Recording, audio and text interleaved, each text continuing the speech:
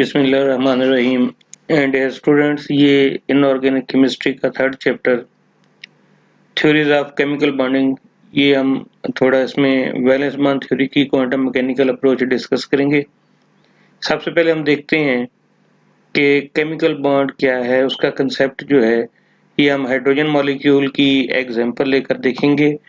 इसमें आप देखते हैं कि जब दो हाइड्रोजन एटम एक दूसरे के करीब आते हैं तो उनमें इलेक्ट्रोस्टैटिक फोर्सेस ऑफ अट्रैक्शन जो है ये डेवलप होती हैं। किसके दरमियान? एक के न्यूक्लियस के अपने इलेक्ट्रॉन के साथ और दूसरे के इलेक्ट्रॉन के साथ। इसी तरह सेकंड के न्यूक्लियस के अपने इलेक्ट्रॉन के साथ और दूसरे के इलेक्ट्रॉन के साथ। तो अब दो एटमों के दरमियान बॉन्ड बनता है या नहीं बनता है, ये डिपेंड करता है कि फोर्सेस ऑफ अट्रैक्शन और रिपल्शन में डोमिनेट कौन है। अगर अट्रैक्टिव फोर्सेस डोमिनेट होती हैं तो बॉन्ड बन जाएगा और सिस्टम की एनर्जी कम हो जाएगी, स्टेबिलिटी इंक्रीज हो जाएगी। और अगर रिपल्सिव फोर्सेस ज्यादा हैं तो फिर सिस्टम की एनर्जी इंक्रीज होगी और बॉन्ड जो है ये नहीं बनेगा। शेयर्ड इलेक्ट्रॉन जो है, दोनों एटमों के दरमियान एक एक इलेक्ट्रॉन शेयर होता है, इलेक्ट्रॉन पेयर, वो ग्लू का काम करता है और दोनों न्यूक्लियाई को जो है ये अट्रैक्ट करता है, दोनों न्यूक्लियाई को साथ मिला के रखता है। लेकिन इससे हम ये नहीं समझ सकते कि ये एटम जो है बिल्कुल और करीब आते जाएंगे, अट्रैक्टिव फोर्सेस और इंक्रीज होंगी।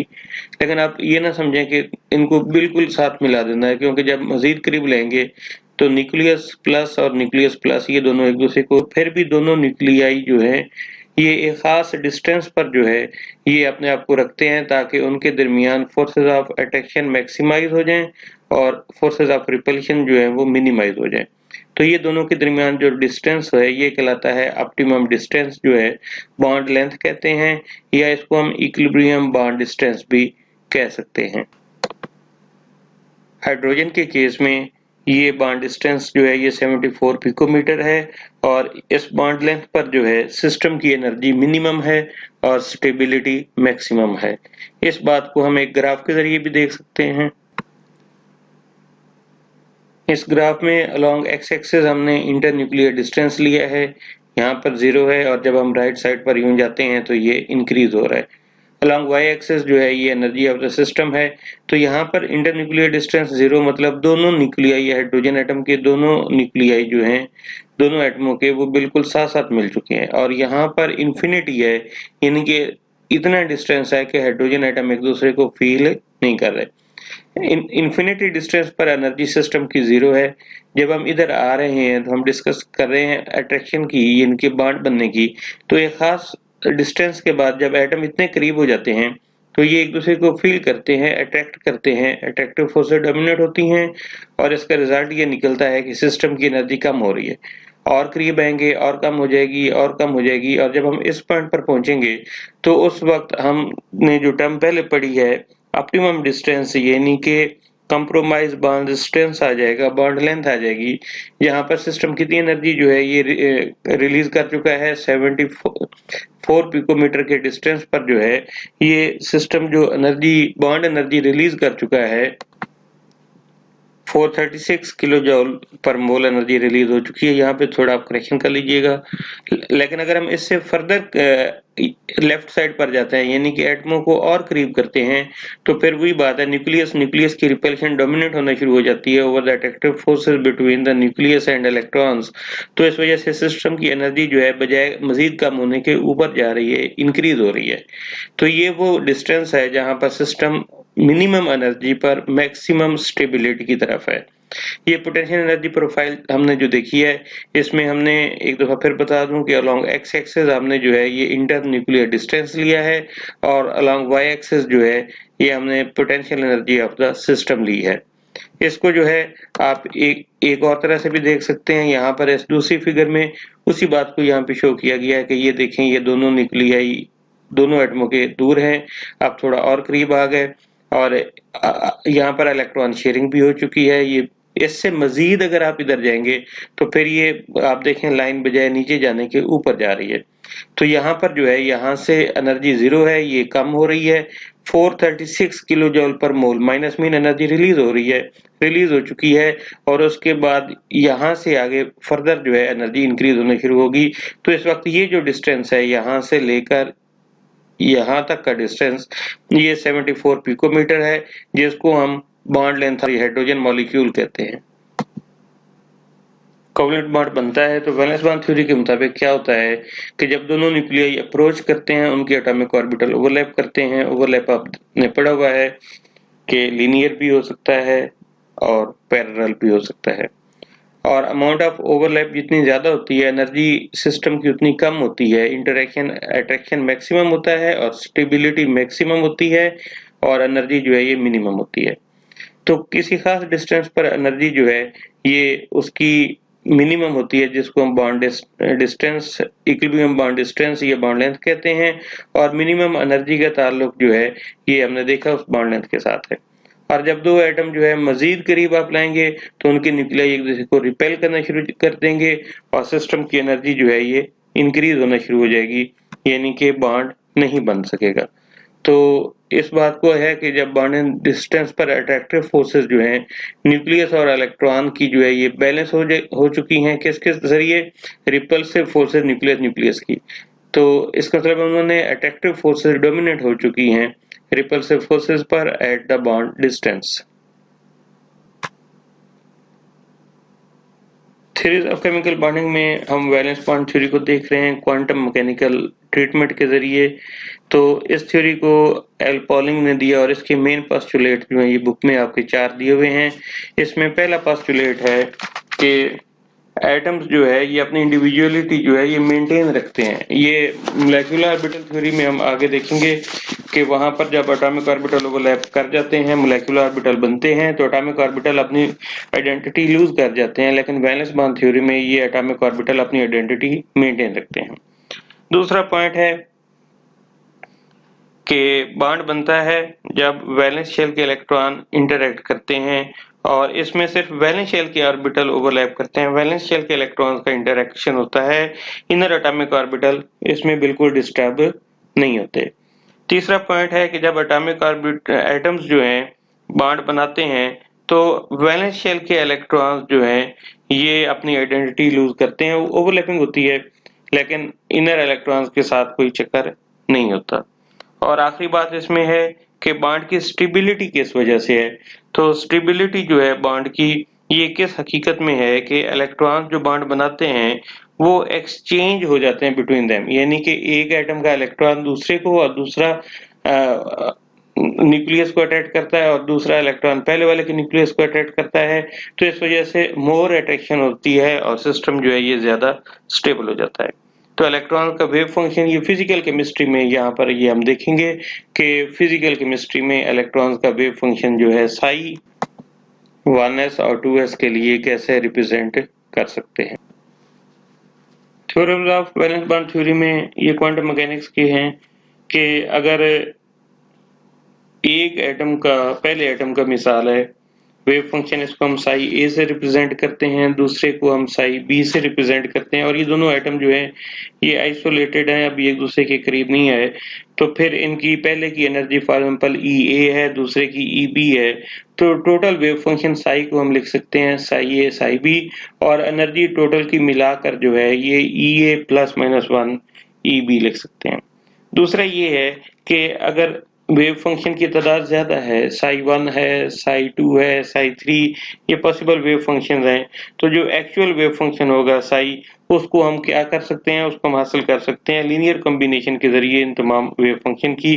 तो ये बन जाएगा C1 Sai 1 plus C2 Sai 2 plus C3 Sai 3 and so on, जितने भी आगे इसके वेव फंक्शन हैं। और ये कैपिटल N जो है ये होता है नॉर्मलाइजेशन कांस्टेंट, और ये C1 C2 C3 इनको हम कहते हैं कोएफिशिएंट्स हैं जो शो करते हैं कि साई n के जरिए, ये साई जो है इसको हम साई n कह सकते हैं, साई n के अंदर इनकी वेटेज क्या है, इनके कौन सा वेव फंक्शन ज्यादा कंट्रीब्यूट कर रहा है साई n के अंदर। अगर हम इन कोएफिशिएंट्स का स्क्वायर लेते हैं C1 स्क्वायर C2 स्क्वायर, तो फिर हमें पता चल जाता है कि टोटल वेव फंक्शन में जो है इनकी वेटेज क्या है। इन कंसेप्ट्स को यूज करते हुए जो है हम हाइड्रोजन मॉलिक्यूल के बनने के अमल को एक्सप्लेन। जब दो हाइड्रोजन एटम करीब आते हैं तो एनर्जी हमने पढ़ा 436 किलो जूल पर मोल रिलीज होती है। इस बुक के मुताबिक हमने 431.4 के हिसाब से चलना है। ये वो एनर्जी है जो एनर्जी डिक्रीज हुई है और सिस्टम स्टेबलाइज हुआ है। हम जो है इस बात के लिए जो है ये वेव फंक्शन हाइड्रोजन मॉलिक्यूल के लिए मुख्तलिफ ये ट्राई करेंगे जो कि इस एनर्जी डिक्रीज की एक्सप्लेनेशन करेंगे। जब दो हाइड्रोजन एटम हमने पढ़ा बहुत दूर होते हैं, इनफाइनाइट डिस्टेंस पर होते हैं, तो फिर उनका वेव फंक्शन साई हमने ऊपर भी पढ़ा, साई ए साई बी के इक्वल होगा। लेकिन अब हम देखते हैं कि हाइड्रोजन एटम जब करीब आते हैं ऐसे डिस्टेंस पर, जब वो इंटरैक्ट करते हैं, तो फिर वेव फंक्शन साई वन जो है ये किसके इक्वल होगा?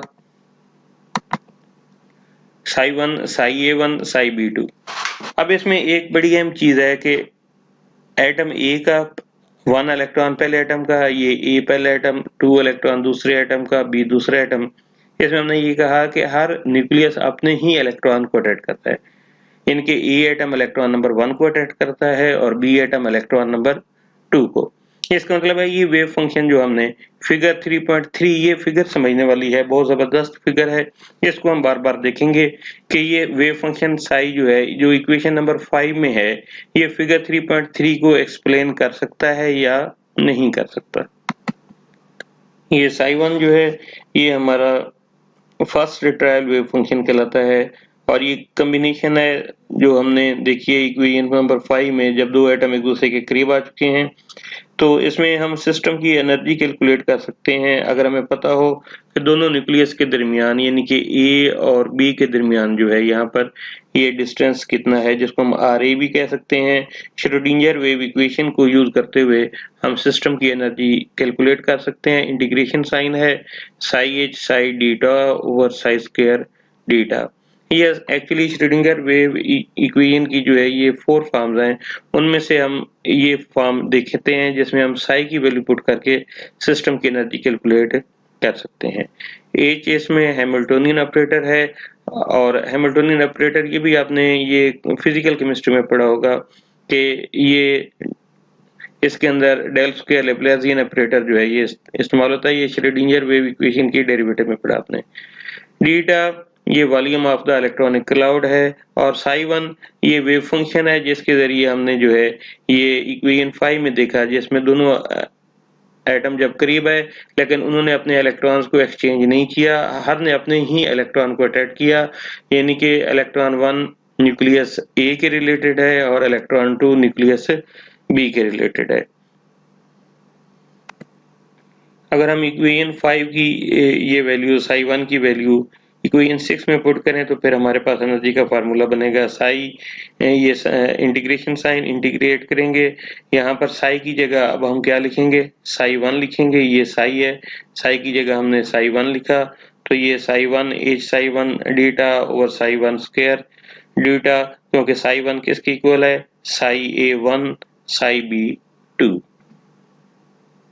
साई वन की वैल्यू पुट की, साई ए वन साई बी टू, यहाँ पर भी साई वन की वैल्यू पुट की और इस तरह एनर्जी चेंज जो है ये हमने कैलकुलेट कर ली कि जब दोनों हाइड्रोजन एटम के न्यूक्लियाई करीब आए हैं तो कितना स्टेबलाइज हुए हैं, कितनी एनर्जी रिलीज हुई है।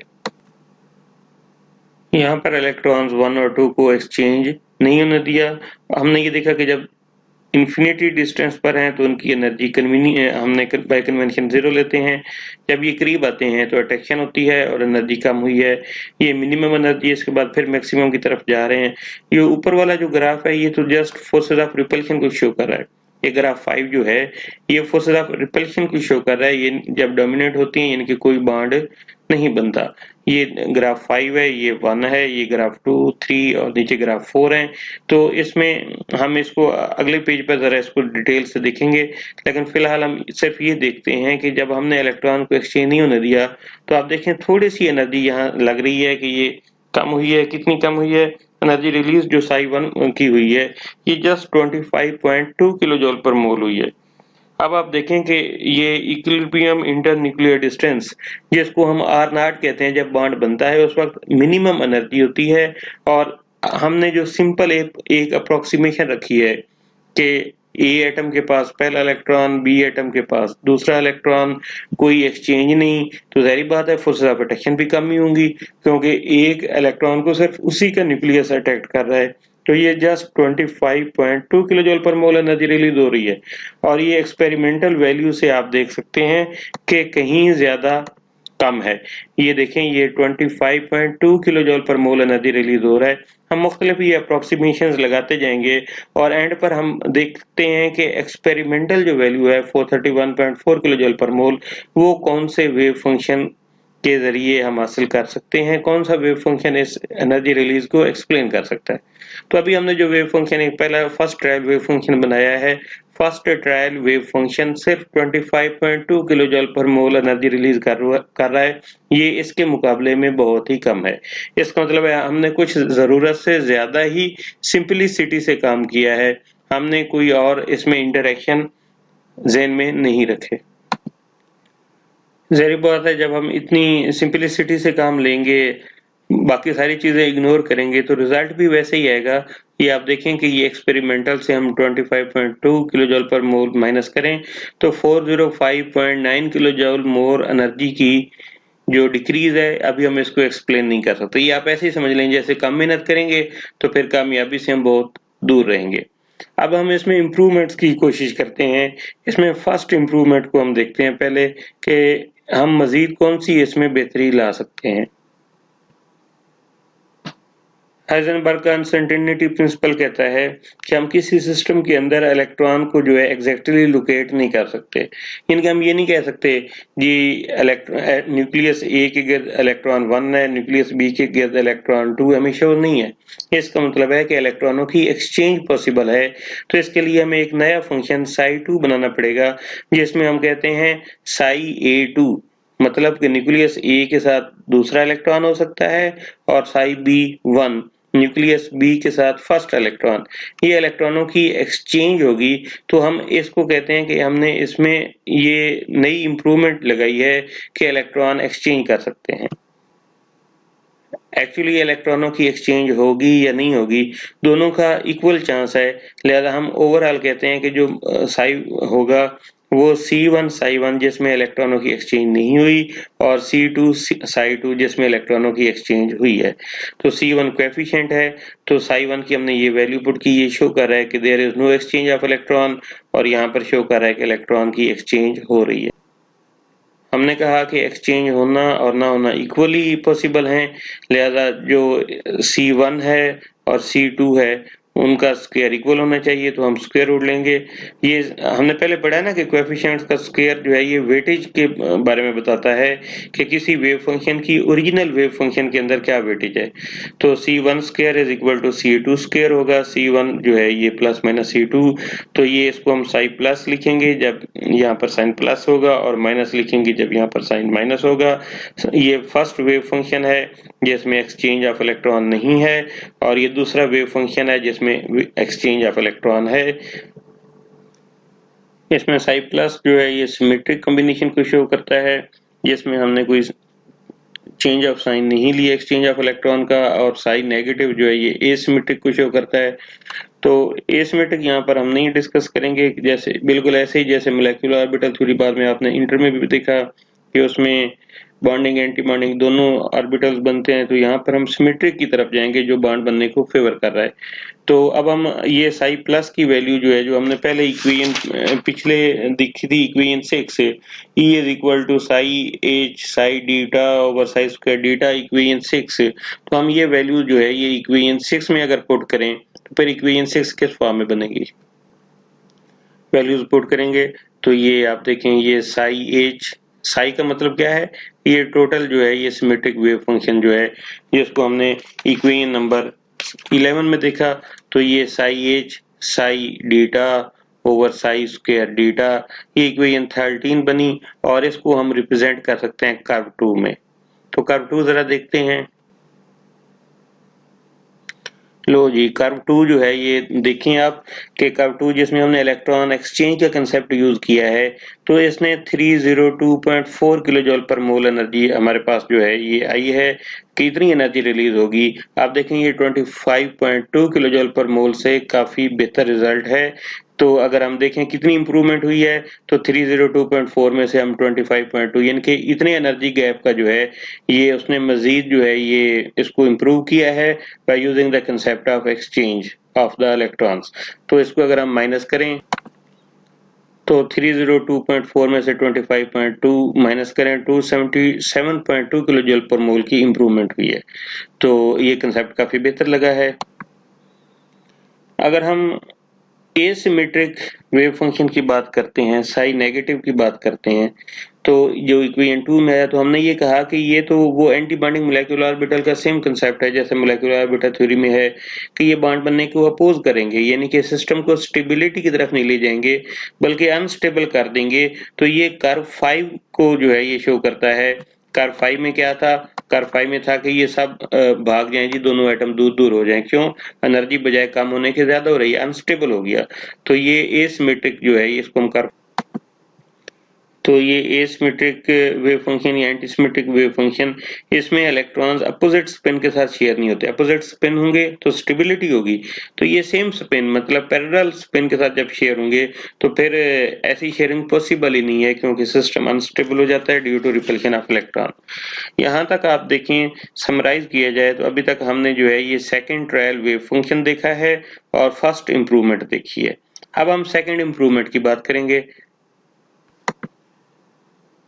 शील्डिंग इफेक्ट में आपने पहले पढ़ा हुआ है कि ये decrease in force of attraction of the nucleus on the valence shell electrons due to inner electrons होता है। तो ये इफेक्ट अगर हम यहाँ पर भी अप्लाई करें, मैं वो फिगर आपको दोबारा दिखाता हूँ। इसमें आप देखें कि ये न्यूक्लियस जो है ये इस इलेक्ट्रॉन को भी अट्रैक्ट कर रहा है, इसको भी कर रहा है। अगर आप सपोज करें ये अकेला आइसोलेटेड एटम होता तो इस न्यूक्लियस की सारी अट्रैक्शन इसकी तरफ होती। इसका मतलब ये था कि यहाँ पर इस न्यूक्लियस की इलेक्ट्रॉन के साथ ज्यादा इंटरेक्शन होता है, ज्यादा अट्रैक्शन होती। अब इसको इधर भी अट्रैक्ट करना पड़ेगा, इधर भी, तो जाहिर बात है इसकी फोर्स ऑफ अट्रैक्शन पहले से कम हो जाएगी। यानी कि न्यूक्लियर चार्ज को हम देखकर ये नहीं कह सकते कि ये इस इलेक्ट्रॉन को कितना जो है ये अट्रैक्ट करेगा। इसके लिए हमें टर्म यूज करना पड़ेगी इफेक्टिव न्यूक्लियर चार्ज, कि अब इसका असर कितना है, क्योंकि इसने इधर भी अट्रैक्ट करना है, इधर भी। सेम हेयर, यहाँ पर इसने जो है इस इलेक्ट्रॉन को भी अट्रैक्ट करना है और इसको भी। तो इफेक्टिव न्यूक्लियर चार्ज को हम जी इफेक्टिव से शो करते हैं। तो इफेक्टिव न्यूक्लियर चार्ज में जो है आप देखें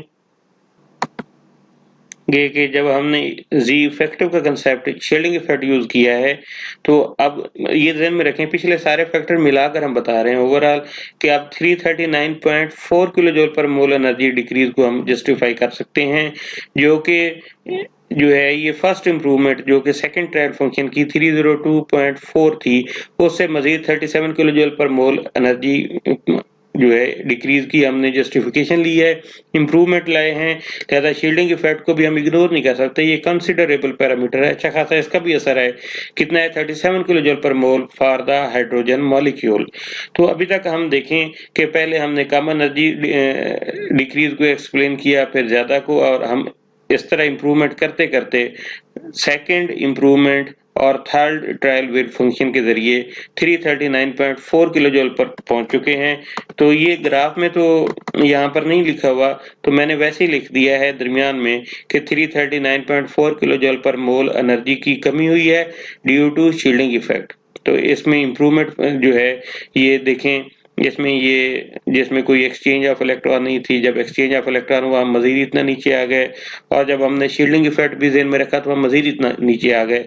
और ये देखें 37 किलो जूल पर मोल ऊपर और इसका फर्क है, तो हम यहाँ इतनी बेहतरी की तरफ आ रहे हैं। लेकिन ये कर्व नंबर इसका नहीं है क्योंकि ये ऊपर कर्व 2 है और इससे नीचे कर्व 3 एक और है, वो हम देखेंगे। तो फिलहाल आप ये देखें कि हम कर्व 2 से भी मजीद 37 अप्रोक्सीमेटली 37 किलो जूल पर मोल नीचे आ चुके हैं ड्यू टू शील्डिंग इफेक्ट। अब हम इसमें थर्ड इंप्रूवमेंट लेकर आएंगे आयोनिक कैरेक्टर की। अभी तक हमने जो Sai plus symmetric wave function दिखा, जिसको हम साई कोवलेंट भी कहते हैं, जो इक्वेशन 2 में था, उसमें हमने कहा कि जी सब कुछ मानते हैं, हम ये मानते हैं कि इलेक्ट्रॉन्स एक्सचेंज होती है, हम ये मानते हैं कि बाद में हमने देखा शील्डिंग इफेक्ट भी होता है, सब कुछ है।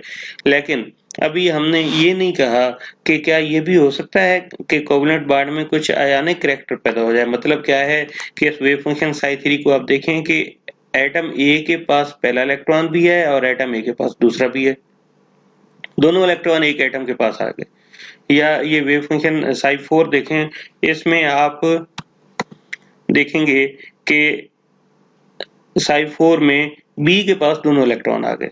इसका मतलब ये हुआ कि ये भी पॉसिबिलिटीज है कि दोनों इलेक्ट्रॉन जो हैं ये एक एटम के पास हों या दोनों इलेक्ट्रॉन दूसरे के पास हों।